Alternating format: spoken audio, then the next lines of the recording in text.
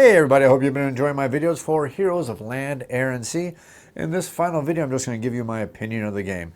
Now, I am most likely going to also be doing a tutorial video for this game. I'm not sure if I'm going to do it yet, because I know there's other tutorial videos out there on the market right now, and they do seem to be fairly popular, and I don't know if me taking the time to do a tutorial video is going to be necessary. I'll figure it out, and I'll figure out the feedback from everybody watching these videos. If they say they want me to do a tutorial video, I'll definitely go ahead and do it. But if that doesn't happen, you're probably only going to get the 3 videos from me: the overview, the sample gameplay, and of course this quick review of the actual game itself. Now, Heroes of Land, Air, and Sea is really interesting for me. First of all, I have never played any other designs from Scott Almes. And it's not because I don't like his designs or I don't like what he does, but it's more the fact that Scott Almes is known for his tiny epic series of games. And I'm not a fan of the concept of taking games and trying to miniaturize them and simplify them. And okay, I know this is going to sound negative. I'm just going to come out and say it. His concept of the games he's made in the past has never intrigued me, never caught my attention. It's never anything I've ever been interested in ever before. So I've never taken the time to sit down and really enjoy those games. So when I went into Heroes of Land, Sea, and Air for the very first time, I kind of went into it somewhat hesitant and also somewhat interested, because it's kind of an interesting beast you're looking at here. I personally love 4X style games. They're my favorite style of game. If somebody asks me to play a 4X game, unless I've heard absolutely horrible things about the game in the past, you pretty much have my attention right from the get-go. One of my favorite games out there completely on the market is Space Empires 4X, an absolutely epic space empire building game where all the players are trying to build their armadas, going across the galaxy and doing everything that you can. I am such a 4X snob that I kind of throw my nose up towards what games I call 3.5X games. Games such as Eclipse. Games where they claim they're a 4X, but what they've done is they stripped out something that it's not really quite a 4X game anymore. And I can be a little bit, let's say, vocal about those aspects. But the point I'm trying to make here is I've been pleasantly surprised with Heroes of Land, Sea, and Air. Or I'm sorry, Heroes of Land, Air, and Sea. This is why I'm just going to call it Heroes, so I don't screw up the name every time. I've really been impressed with Heroes, and there's a whole bunch of reasons why. But I've really been impressed with this game because the more I play this game, the more I grow to appreciate. To the point that I am actually going to say that I am happy I waited so long to review this game. Because when I first played the game, I went into it with my usual attitude towards games like, oh great, it's another 3.5X. It's going to try to pretend to be a 4X game, and I'm going to find the holes in it. I'm going to be pretty unsatisfied, and it's going to go on the part of my shelf where Eclipse goes, where I pull out occasionally. Sometimes I play it, not all the time. This game is not in that section of my shelf. It's actually in this section that goes right back here where all the games come out all the dang time, because we are having a heck of a lot of fun with this game. And why are we having a lot of fun with this game? Well, we're having tons of fun with this game because it actually does 4X, not shrunk down, it does 4X simplified and shortened the way a 4X game needs to be shortened. You still have everything out there that a good 4X game needs. You have your exploration, because you have these tokens where you don't know exactly what's going to be underneath these tokens. Now, these tokens can be good things, they can be bad things, and it changes every single time you play the game. Now, they're not so horrible that if you run into one of these things that you're going to have a horrible setback, but they're also, at the other end of the spectrum, they're not so overpowering that if you get a whole bunch of good ones, you're basically going to run away with the game. Well, okay, let me paraphrase or backpedal on that just a little bit, because if you potentially get a whole bunch of these good tokens and your opponent potentially gets a whole bunch of negative ones, I guess something could go wrong there. But statistically, I just don't see it happening, because there's about 40 of these tokens available in the game, and I think only about 15 of them are bad. So unless randomness completely hates you one day, I don't see that happening. I don't think see it shifting the balance that much. So you have your exploration aspect of the game. You also have your ability where you're going out there and you're creating your forces, and you're going out there and you're exploring and exploiting, conquering across the lands. You feel like you are building an army in this game, and it has its slight Euro roots. I understand that you're not building this gigantic army, but you feel like you have this army, and you have this varied army. You have your heroes who are going to go out there and lead your serfs, who will go out there and get your resources, who will allow you to get your bigger armies, to allow you to get your warriors, get everything out there, and you can go out there and explore the game, and there's conflict in this game. For me, a good 4X game has to have conflict. It is a mandatory thing for me. I cannot enjoy a game that claims to be a 4X game if conflict is not a strong concept in the game. To me, 4X and conflict go hand in hand. You can't have one without the other, at least not in a good 4X game, and I'm happy to say this game does have that conflict.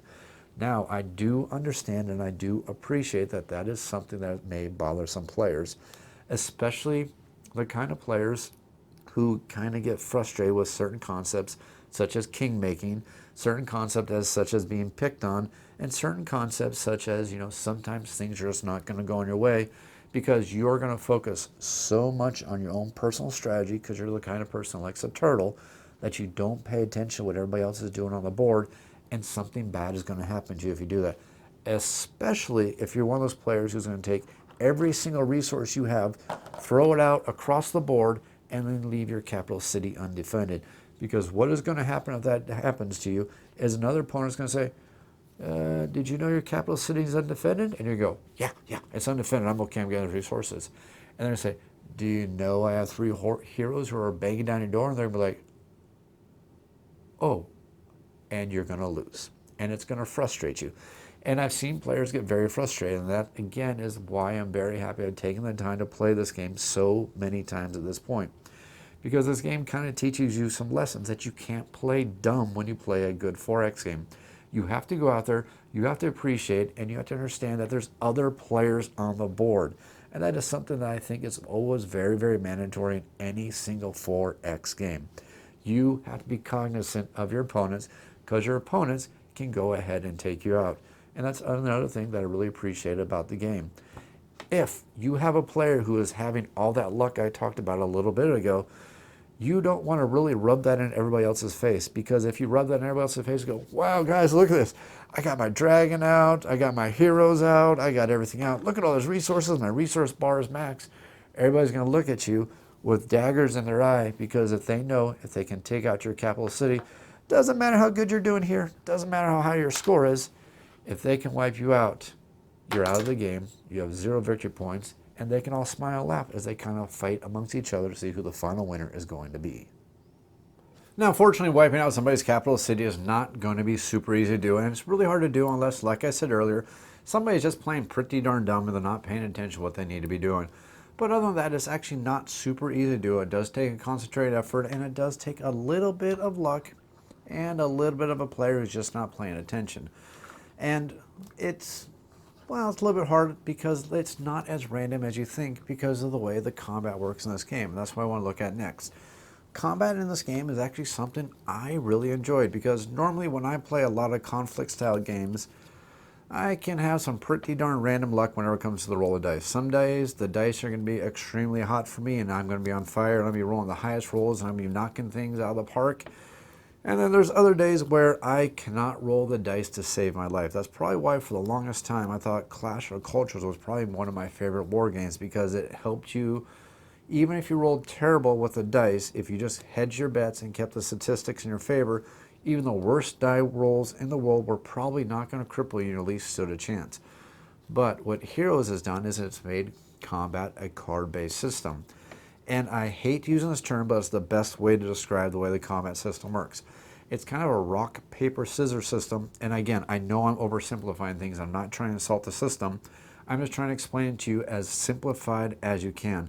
The way the game works is if one person plays a combat card, the other person is also going to play a combat card.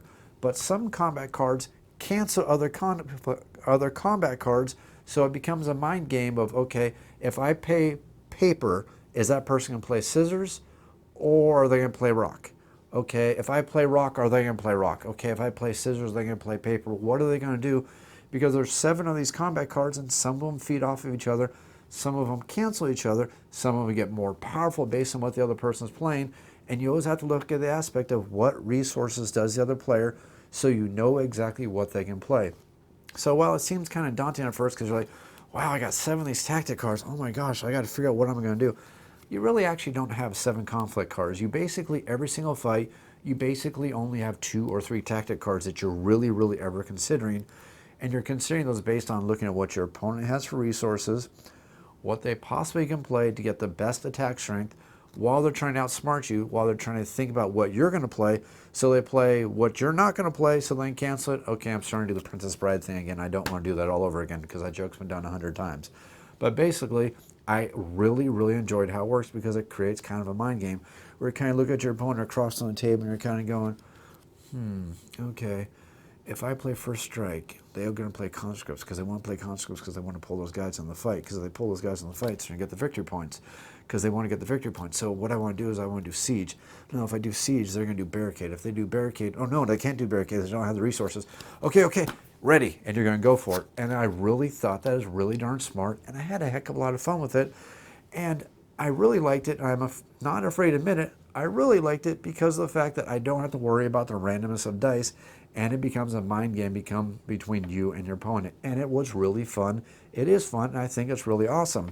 And even after all that, combat in this game, while I said this game has combat, and while I also said every single 4X game has to have combat for it to be a good game, for at least in my opinion, I like the fact that even if other players attack you, if you're planning, you got your head not firmly buried in the sand, and you're paying attention to everything else that's going on around you, you could actually come out of a combat. Yeah, you may lose a couple units, but you're still going to get victory points because you planned for the... Oops, wrong card.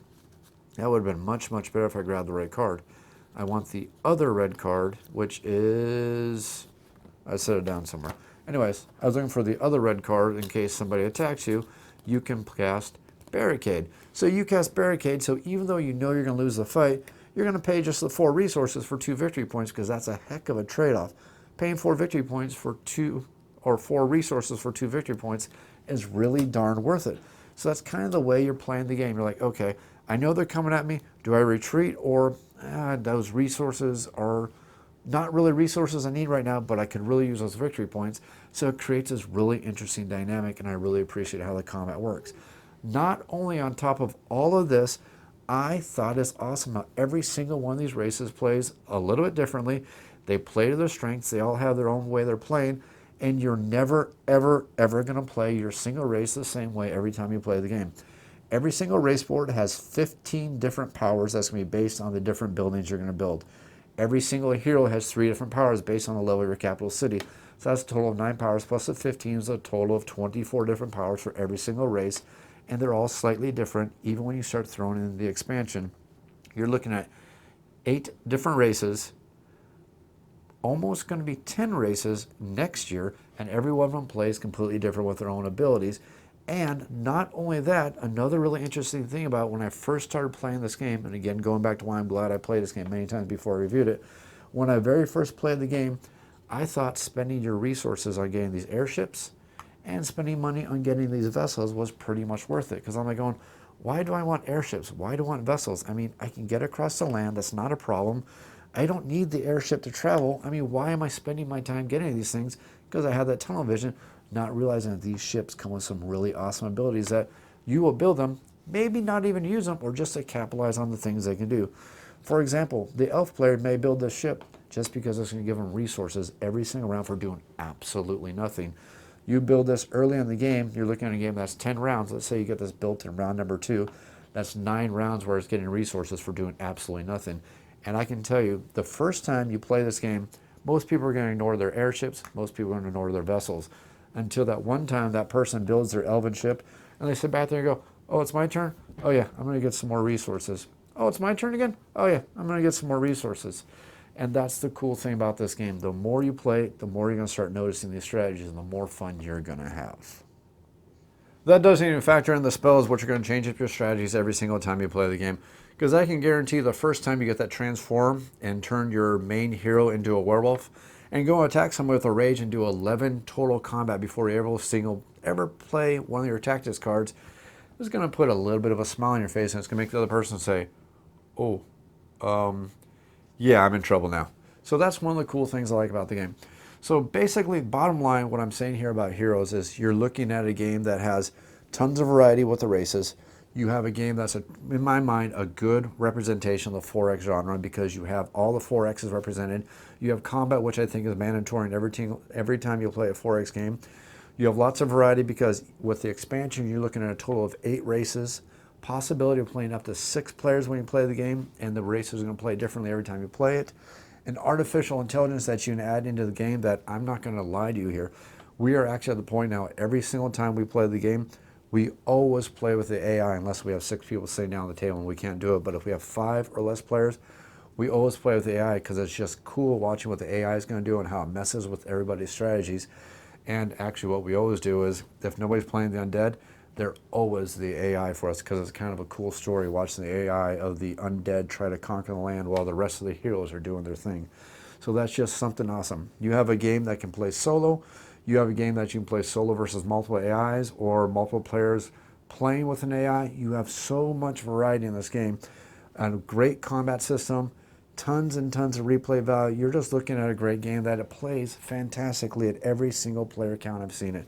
From solo with 1 person against an AI, solo with 1 person against multiple AIs, multiple players against 1 AI, all the way up to 6 players. The game plays really, really well. And it really has never overstayed its welcome.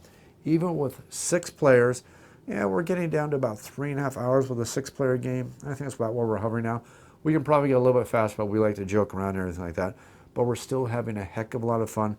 The game is not taking too long, unlike a real, true 4X game, like Space Empires 4X. As a 4-player game, is like a 5-hour game. I cannot imagine how long it would take that game as a 6-player, 7-player, or an 8-player game. Ugh. I would have fun, but man, that'd be like an all-weekend type of thing. Heroes of Land, Air, and Sea. I enjoyed it quite a bit. I think it's a fantastic game. The more I play it, the more I enjoy it. I'm glad it's in my collection. I've already backed the next expansion. That's going to have the 2 more races, the ability to play 7 players, because I'm crazy enough to get 7 of my friends together to sit down and play Heroes of Land, Air, and Sea. I hope you enjoyed this video. I hope you enjoyed this video series. If you have any comments or questions, leave them in the YouTube comments down below. I'll be sure to answer them as quickly as I can. If you enjoyed this video, click that like button, click that subscribe button, because your subscriptions definitely matter. Thanks for watching.